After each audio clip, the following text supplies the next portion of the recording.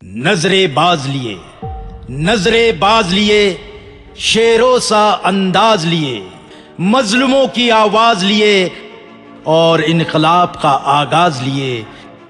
जब वो दहाड़ते हैं तो संसद हिल जाती है, मीडिया चिल मिलाती है।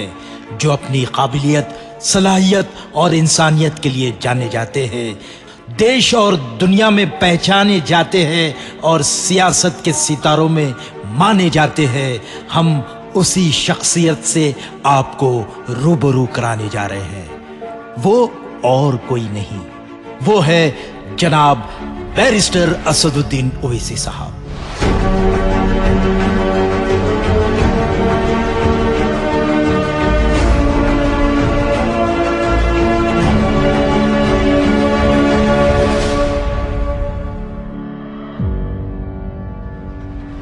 जी हां, असदुद्दीन ओवैसी साहब, ये नाम अब हमारे लिए कोई अजनबी नाम नहीं है।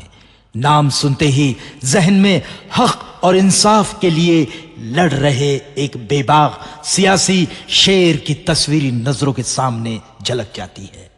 हर वक्त देश की मीडिया की सुर्खियों में रहने वाले असदुद्दीन ओवैसी को देश का बच्चा बच्चा जानता है। आइए उनकी जिंदगी के पहलू और सियासत के सफर पर एक नजर डालते हैं। असदुद्दीन ओवैसी भारत की सियासत में एक बड़ा और जाना पहचाना हुआ नाम है। वो ऑल इंडिया मजलिस इत्तेहादुल मुस्लिमीन AIMIM के चीफ जरूर है, लेकिन पार्टी उनके चेहरे और नाम से पहचानी जाती है। वो पिछली बार की तरह इस बार भी हैदराबाद लोकसभा सीट से इलेक्शन लड़ रहे हैं। असदुद्दीन ओवैसी का जन्म 13 मई 1969 को सुल्तान सलाहुद्दीन ओवैसी और नजमुन्निसा बेगम के घर हुआ था। वो हैदराबाद के एक सियासी परिवार से आते हैं। उनके दादा अब्दुल वहीद ओवैसी ने 18 सितंबर सन 1957 को राजनीतिक पार्टी मजलिस इत्तेहादुल मुस्लिमीन को ऑल इंडिया मजलिस इत्तेहादुल मुस्लिमीन के रूप में फिर से लॉन्च किया। असदुद्दीन ओवैसी के वालिद सालारे मिल्लत जनाब सुल्तान सलाहुद्दीन ओवैसी ने कई बरसों तक AIMIM प्रेसिडेंट का ओहदा संभाला और कई बरसों तक इस ओहदे पर रहे। मजलिस ने संसद में अपनी शुरुआत तब की जब सालारे मिल्लत सुल्तान सलाहुद्दीन ओवैसी सन 1984 में हैदराबाद हल्के से लोकसभा चुनाव के लिए चुने गए। पार्टी ने भारी अक्सरियत हासिल करके तब से हैदराबाद सीट बरकरार रखी है। असदुद्दीन ओवैसी ने उस्मानिया जामिया दरसगाह से बैचलर ऑफ आर्ट्स में ग्रेजुएशन की तालीम पूरी की। आगे की तालीम हासिल करने के लिए वो लंदन चले गए। उन्होंने लंदन के लिंकन इन में bachelor of barrister at law की तालीम हासिल की और एक वकील बन गए। उनकी सियासत बुनियादी तौर पर मुस्लिमों और दलितों जैसे अक़लियतों पर फोकस है। असदुद्दीन ओवैसी पहली बार साल 2004 में हैदराबाद लोकसभा सीट से चुनावी मैदान में उतरे और अब तक के लगातार 4 बार से संसद बन चुके हैं।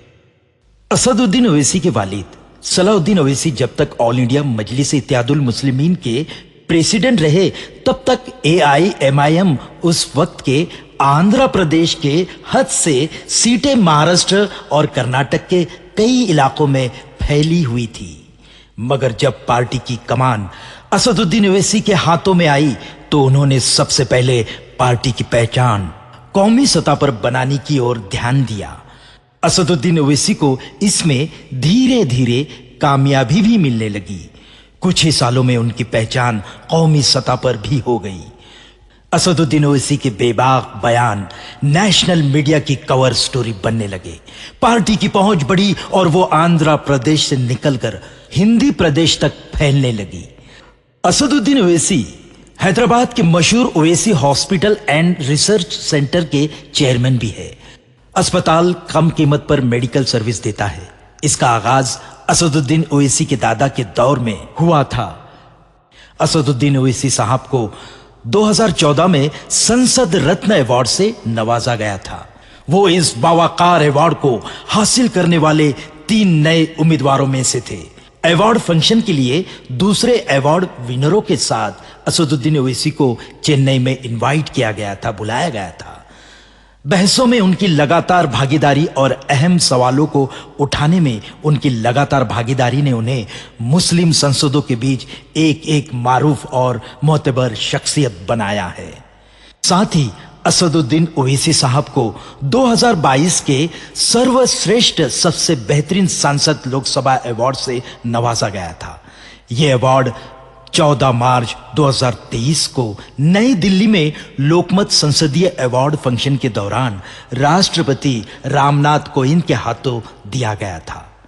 हर वक्त कौम के मसले मसाइल पर बेबाकी से आवाज उठाने वाले, दलितों मजलूमों को सीने से लगाने वाले असदुद्दीन ओवैसी को हर कोई हर बार पार्लियामेंट में देखना चाहता है। इसमें शक की कोई गुंजाइश ही नहीं है। वो पिछली बार की तरह इस बार भी हैदराबाद लोकसभा सीट से चुनाव लड़ रहे हैं। हमारा फर्ज बनता है कि उन्हें ज्यादा से ज्यादा वोटों से कामयाब बनाए। निशानी भूलिएगा मत, पतंग पतंग पतंग। अंग अंग जख्मी है तेरा, लम्हा लम्हा फरियादी है।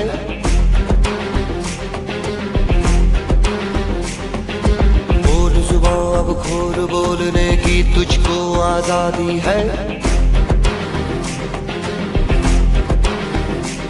जो हिम्मत न हारे वो जिंदगी सवारे, चल दिखा दे सारी दुनिया को तेरी सांसों में भी घर होगी।